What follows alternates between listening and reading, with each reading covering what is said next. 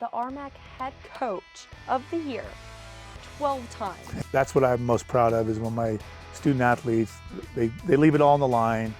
They conduct themselves with character and composure. The beauty about pickleball compared to tennis, and I hope pickleball people don't take this the wrong way, it's so much easier to play. Tennis at night can get a little bit more intense. I think it's definitely the funnest time to play. The lights are on, it's fun, everyone has great energy, it's a great time. When you're growing up, sometimes it's all about my game. And then when you get to a high level in tennis, you got to figure out what's my opponent's weaknesses, how do I attack it, and how do I play to my strength.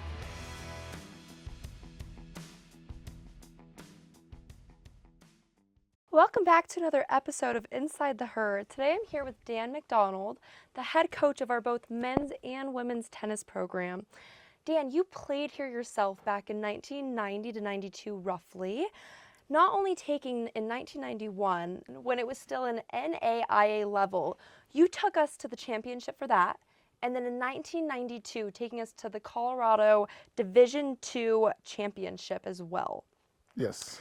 Prior to that, you were an All-American for both singles and doubles at Cowley County Community College, correct? That is correct, yep. Perfect. I kind of want to start deep diving into that a little bit, into your prior, just honestly like the origin story of what got you here in your journey into CMU, kind of just running around in that. Today's going to be a very exciting episode of not only experiencing the waters of both a CMU athlete as he used to play here, but as well as the coaching side. As well as you hold a bachelor's degree here, correct? Correct, in business administration, emphasis in finance. Incredible. Yeah. When you were first starting your journey into tennis and going into college, did you think and know that you wanted to be a tennis coach?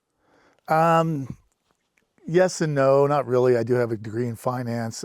Should listen to my parents. Both my parents, I'm the youngest of six and come from a diverse background, but my mom and dad thought I would be a good teacher and a coach. But I thought I would get into the high world of finance, and I did work a little bit in finance for a little bit and still dabble in it just personally. But and then I had some sales jobs. But then I've always taught tennis in the Grand Valley. When I first moved out here from Tulsa, after my junior college career, I worked for the Parks and Rec department. Then I helped coach high school tennis for a couple of years. So I've always stayed involved in tennis, and I do love working with young people and teaching all skills, adults as well, locally. So yeah, it was kind of an interesting career path. You never know where life's going to take you. Exactly. I kind of want to break more into that. Do you remember the exact moment that you knew this is what you wanted to do? Well, I think after coaching in the high school level for a couple of years, I did enjoy that. Unfortunately, it doesn't pay much, and I wasn't a teacher, so it was kind of hard. At that time, I had a sales job, and it was easier for me to teach tennis on the side after my sales job. And then I just the Elliott family, I had worked with Sandra and Lena have known me for years, and the position opened up, I think, in 2005.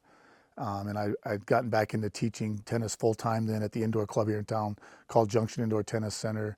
So it was just kind of a nice segue with my wife and my kids at the time to get into coaching here at CMU. That is incredible. You have been named the RMAC Head Coach of the Year 12 times. That's an incredible flex. Not only that, but you've been also named is it the ITA for the women's coaching as well? Yes, I think for the South Central Coach of the Year a few years ago, I got that award. Mostly those awards are based on if your team finishes first or second. So really that's, a tribute to all the players that helped us either finish first or second in the conference back then. So yeah. That's incredible. You've been here since 2005. That is an amazing time to build a program and to deeply dive into it. I kind of want to see the behind the scenes of, if someone had to ask you of what have you built that they can't see, that any of the outsiders, they don't really see? Well, I think if you talk to any coach, it's interesting. Running practices is probably one of the easier things we do as a coach, but it's like the budget work. So I guess my finance degree did come in there. Recruiting is probably the most important thing, and scheduling. So things like that, and getting the relationships with the players, their parents. And this also, I think what's helped me, I did learn a lot from Coach Hanks. He's the only guy that's been here longer than me the baseball coach, Chris Hanks, who's done an amazing job, obviously. I learned a lot from Chris Hanks and a coach named Dave Fleming and Jim Heaps, some people that, when I first got hired in 2005, kind of took me under their wings and showed me how to fundraise, how to recruit, how to build relationships. I had already established, I think, pretty good relationships in this community. I think that's one thing people don't realize about Division II athletics and maybe in Division I, the fundraising that we have to do to sustain our programs, the travel. The school does give us a good budget. I'm not trying to say they don't, but to pursue more matches in tennis or baseball games or whatever, it takes a lot of money, and feeding these young men and women is getting expensive, and hotel rooms. So it's the behind the scenes, that those type of things, I think it's in any job that you don't realize going into it. But recruiting is obviously, you're trying to find kids that have good grades. That way you can give them an academic scholarship and also a partial tennis scholarship as well to help it make it work for them to come here. Jumping into two different aspects of that, this year, actually, I had heard that you and your wife, Tara, had held a gathering during the 2026 reunion weekend. Yeah. And that kind of makes me think a little bit of the side that the audience doesn't see is the community building. It's that foundation. It's finding and developing relationships with everyone else to build a better program for your athletes itself. And I think that's incredible. Not only that, you're a worldwide recruiter. So you have athletes from Spain to Chile, from everywhere, right? Tennis is an international sport. I think it's golf, maybe men's and women's soccer. There's a few probably track athletes. But yeah, going back to that reunion, former President Tim Foster had the 100-year reunion, and obviously our weekend didn't coincide with the baseball and softball. I think they did it last weekend or 2 weekends ago. So I came up with Robin Brown and the foundation helped me, and President Marshall, to come up with an idea to do it that weekend of February 27th and 28th. I have kept in contact with a lot of former players. It's amazing, and I'm not that good at social media. I'm good at emailing and texting and Facebook or some. Anyways, but that really is another way, since I've been here close to 21 years now, is a way to help fundraise. Getting the kids now that I've taught, they're young adults actually. Some of them in their 40s. I couldn't believe it. Someone brought back their kids. So it was an interesting time for my wife and I. Having them, some of them had babysat my kids, just bringing them back. It turned out to be a really great event. I think former President Foster and John Marshall and Jamie Hamilton and so many people that got on board with that 100-year reunion, and Robin Brown at the foundation did an amazing job. So it was just nice. And the other thing that's amazing to me, like when we were walking over here, this campus has changed so much since when I went to school here. Yeah, you had mentioned that you could drive through. You could drive through the park. Yeah, you actually could. Right in front of the bookstore, you could drive through and park over there. My first semester, I lived on the apartments on campus. So, and some of my friends, and this used to all be houses. So the student population, I think when I was here, was around maybe 4,500, and now it's 11,000. So that is incredible. It's amazing what former President Foster did and what John Marshall's done, and everybody involved in CMU. It's amazing. Yeah, jumping into that, do you have a story that's either community-based or finding a recruitment that makes you laugh no matter how many times you think about it? No matter how many times you can talk about it, tell it, it just kind of sticks in your mind of just one story. One story. Well, there's this, Victoria Sargent comes to mind. Cherry Creek, I don't know if any of you guys are from Colorado, but they're a powerhouse in high school tennis in Colorado. And I shouldn't say, tennis players can sometimes get a bad reputation. Not saying spoiled or entitled, I don't want to use those words, but sometimes kids think Cherry Creek kids just have it made, and they don't. And Victoria was such a down-to-earth young lady, and I still kept in contact with her. She now has two young children, I'm sorry. But just recruiting here was a little bit different. I had this, sometimes you have false perceptions of where people come from. Yeah. And she was so down to earth and just a regular kid and not entitled at all. So it was just amazing to kind of meet her in that process, because once again, sometimes you just think when you recruit somebody from a certain school that they might act a certain way, and she was not that way at all. So kind of adding on to that, you've experienced many different athletes. You've recruited a ton. You've built incredible programs here, right? Throughout, whether we want to start back from when you were an athlete to now, was there a match or a moment that changed your perspective on not just tennis, but either as a coach, as an athlete, just your entire, honestly, just your perspective of even life? It could be Well, perceived as. I think winning is hard. Yeah. My men's team experienced that this year. We didn't have that many wins. It wasn't lack of effort. And Dave Fleming, another, used to be a volleyball coach here. We were pretty good friends. Mhm.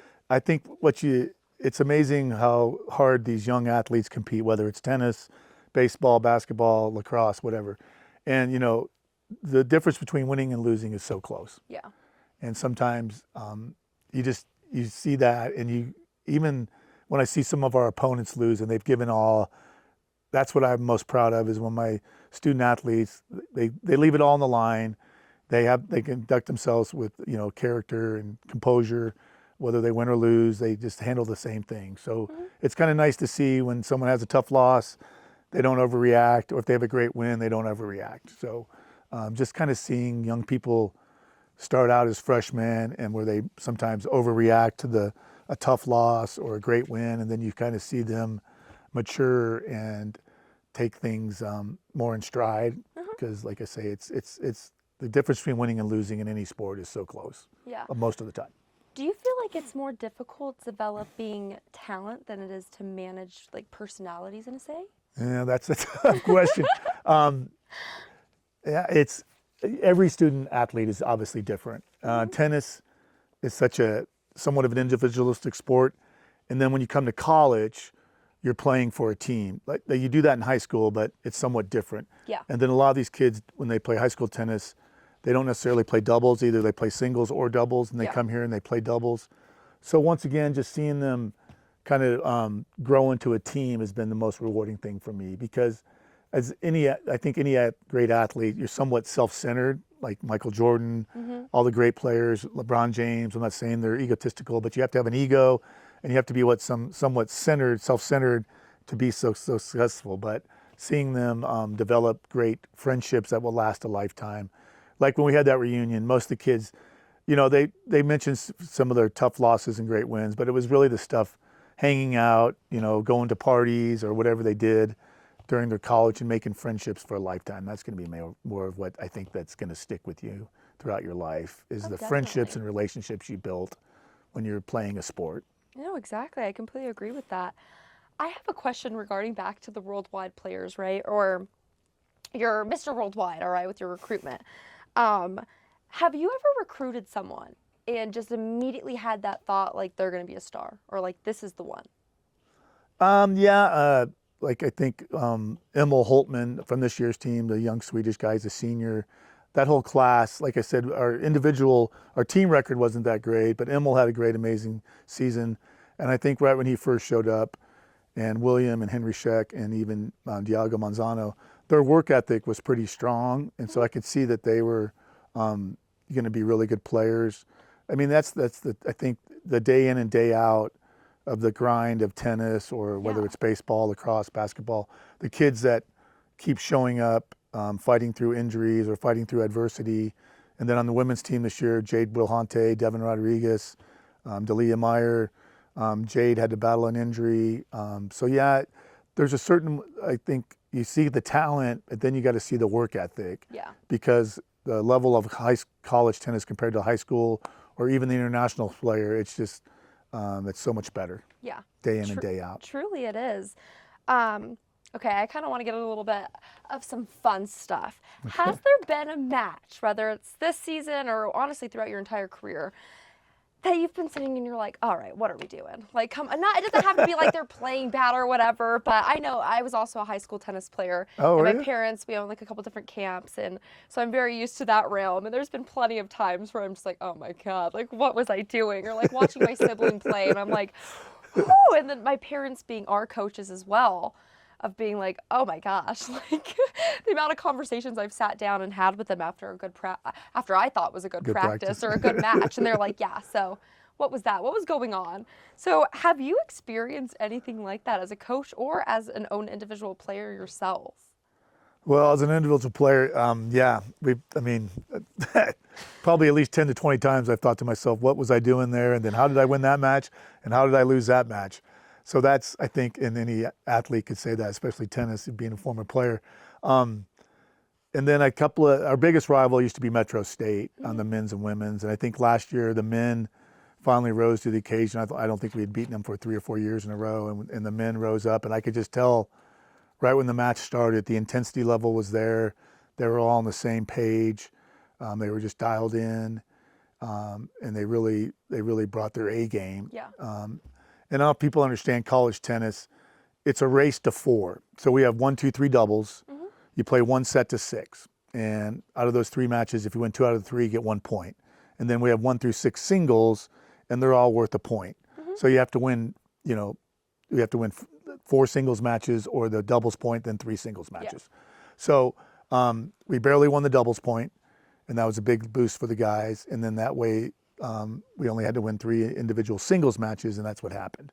So it's kind of harder to upset a tennis match when the team is ranked higher than, I think Metro was a little bit above us in the rankings at the time. So that was a great win, because it's not just one. We don't just need Dan to win or Henry to win or whatever. Yeah. We need three guys to win singles, or 3 young women to win singles, and to win the doubles point. So it's harder to get an upset, I think, sometimes in college tennis than it is other sports. Not saying it can't be done. And then for the women, the last few years they've built up a pretty good rivalry with a school called Biola, and we barely lost to them this year.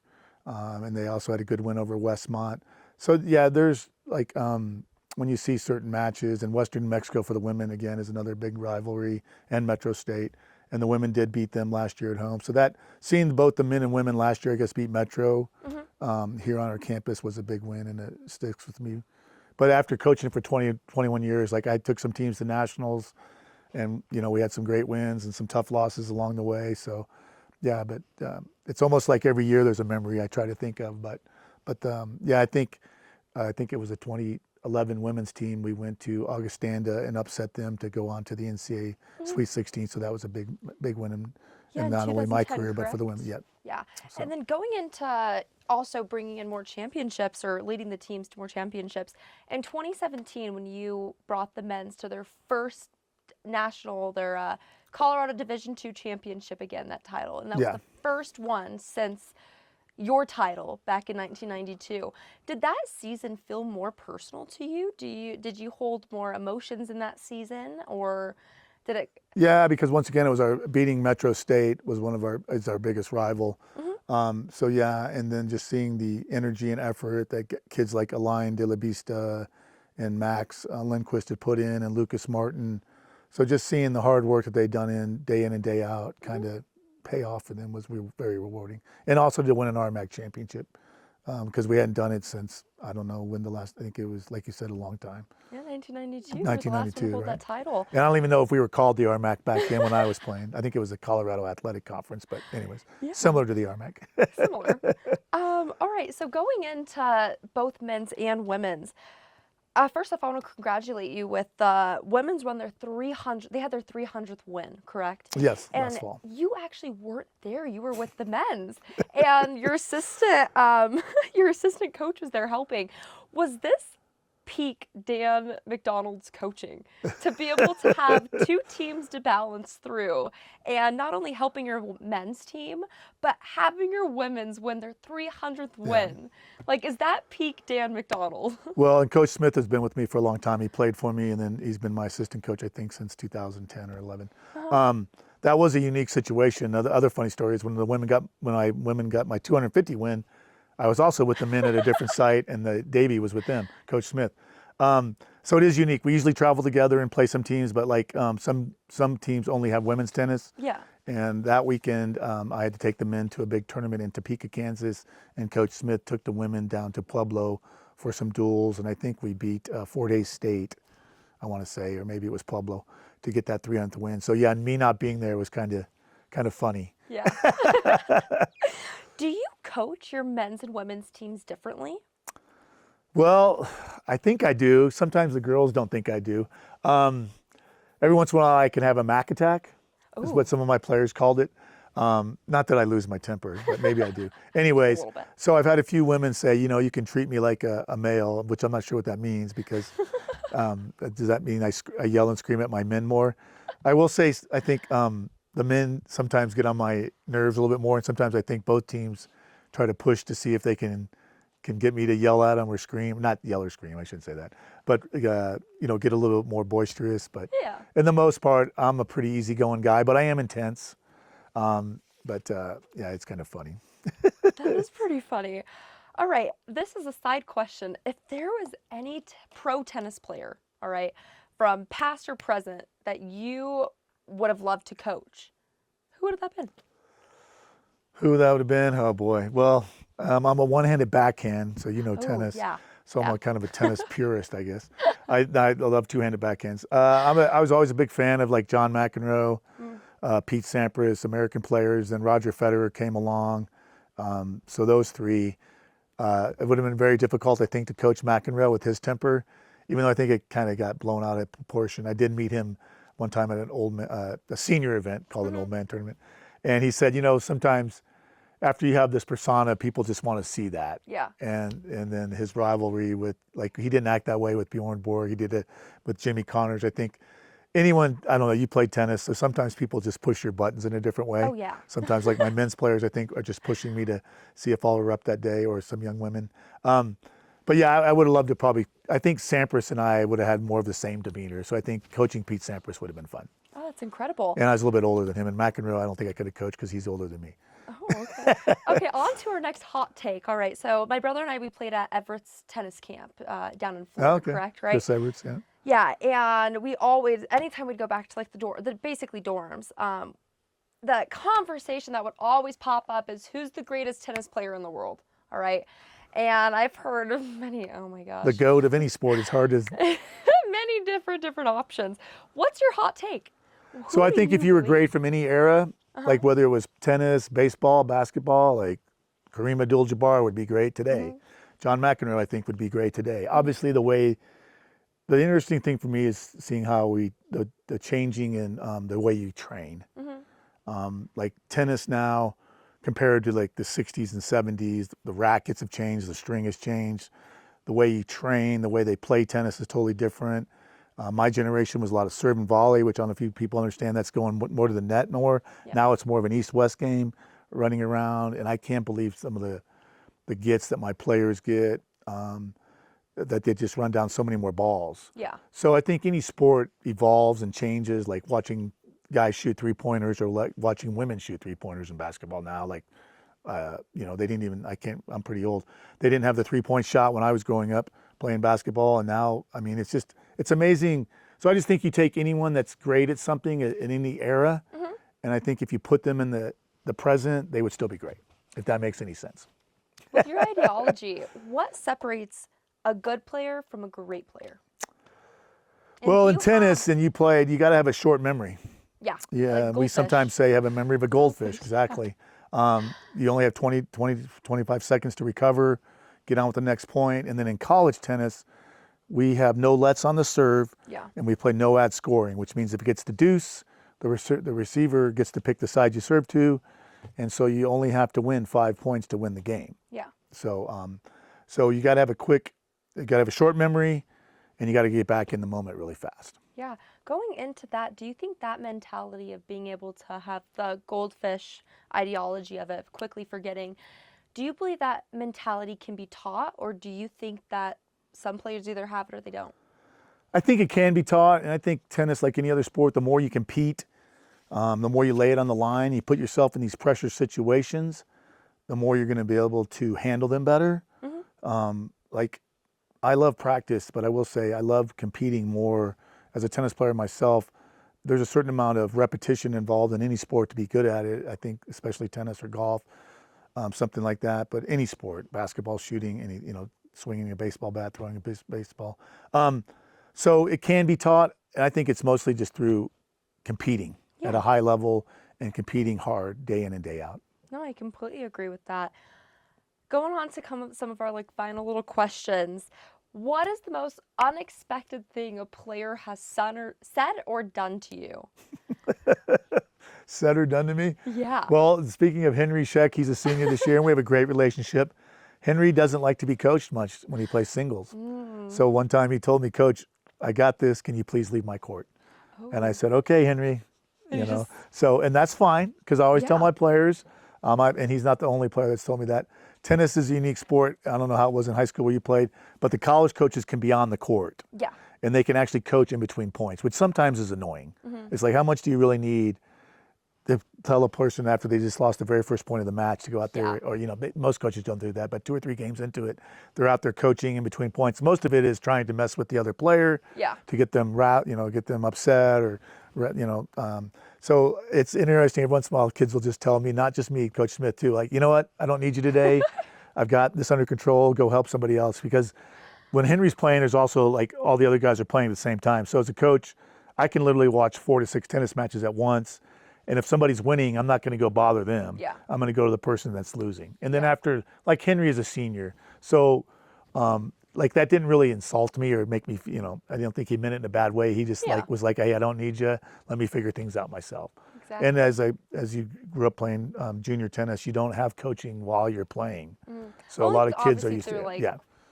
when you're switching sides. Right. I was definitely more of the kid where I was like, Mom, Right. Dad, since they were my coaches, Yeah. I was like, oh, come on, come tell me. A lot of the kids know. just want you out there supporting them, saying, Yeah. hey, let's do, trying to change something drastically unless they don't, unless it's obvious weakness that they're not exploiting on their opponent. That's one thing I think a lot of the kids get better at too, is when you're growing up, sometimes it's all about my game. And then when you get to a high level in tennis, you got to figure out what's my opponent's weaknesses, how do I attack it, and how do I play to my strengths. So that's how we kind of keep it simple coaching Oh, once the match is going 100%. on. Yeah, I completely agree with that. All right, leveling in. What is the craziest match you've ever watched? Whether that be score-wise, the intensity of it. What's just a match that you remember wholeheartedly? Wholeheartedly. Yes, sir. There's been a few, because college tennis is a little bit like when people come out in the community, there's a lot of yelling, a lot of screaming in different languages. But once again, we had a night match with Western New Mexico's men and women, and it just got very intense. Tennis under the lights, like if you're a tennis fan, the U.S. Open gets a little bit crazier at night. Oh, yeah. For some reason, when you play tennis outdoor at night, it just gets crazy. And it just seemed like we had it wasn't, some of the stuff was petty, and then some of the stuff was amazing, just great shots and high level intensity. So that match, I think it was back in Phoenix, probably 2010-ish, around there, when we were battling Western New Mexico down in Phoenix outside at night. And I think we got done about 11 o'clock at night. It just seemed like, I don't know, things were getting weird at night. Tennis at night can get a little bit more intense. I think it's definitely the funnest time to Yeah. play. The lights So, are on, it's right. fun, everyone has great energy, it's a great time. And some of these things that the young people said to each other as coaches, we were like, okay. You're like, all right, what is going on now? That was one of the moments where it's like, all right, what's happening right now? Yeah. What's going on? Okay, well, wrapping it up, what is one of the best moments you've had with the team? Whether it could be this season's, it could be even. Well, I think having that reunion, Was I'm definitely- at the tail end of my career. Yeah. I hope to coach for maybe 3 to 5 more years. Mhm. But doing that reunion, it meant a lot to me to see the former players come back. Yeah. And also to see my current players interact. Mhm. I think as a coach, like again, the wins and losses come and go. It's the relationships you build with these young people. And then to see these people come back with having their own, marriages and kids and on with their lives and their careers, from accountants to engineers to nurses. To me, that's probably been the most rewarding thing. Yeah. There's been lots of great wins and tough losses, but I think it's the camaraderie you see build up, and especially this year's teams. I was blown away watching from afar, just the relationships I see with the seniors and the freshmen, and then having that reunion and watching my current players interact with those former players was a highlight for me and my wife. That's incredible. And my family. All right, final question, and then we're gonna roll into the ending. Pickleball. All right, so I had a coach, his name was Dan Roller, and one time we dared to bring up pickleball on the court.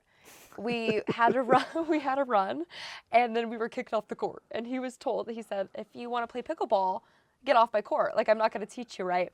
And I hear that you're an incredible pickleball player, and you tend to play a lot. I'm pretty good for my age. Pretty good.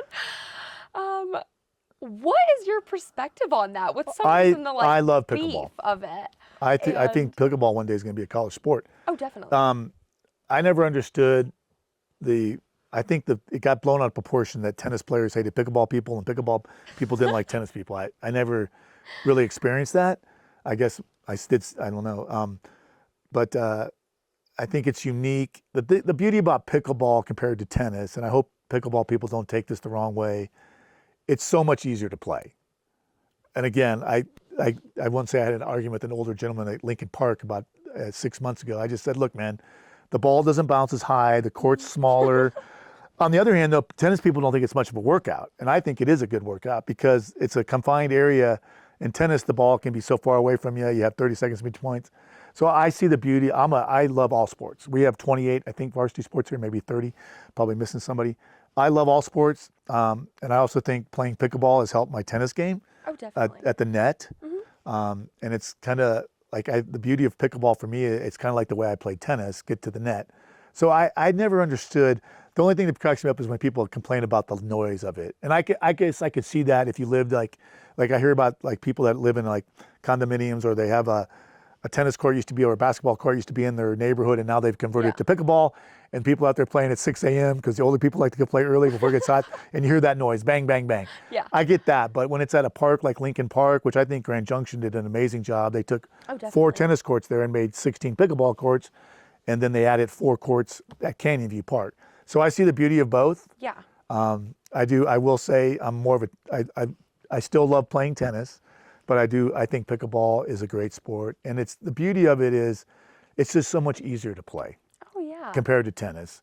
And I don't mean that in a bad way. Like the guy kind of got mad at me. Like, what do you mean? I'm like, well, dude, the ball doesn't bounce as high. You can't put as much spin on it. Yeah. The rules are different. And like a tennis purist told me one time, I can't remember. She loves the beauty of the tennis movement is different than pickleball. It's a bigger court, so I see the good. I see all the good in both. I try to see all the good in both of those sports. Exactly. And people work together. And now a lot of tennis clubs are being saved by pickleball. Oh, yes, definitely. So, I've definitely seen a rise of that. I saw a friend of mine runs a club out in Phoenix, and he told his members if we don't convert like 4 of our tennis courts to pickleball courts, we're going out of business. Oh, yeah. So I think now they're working hand in hand.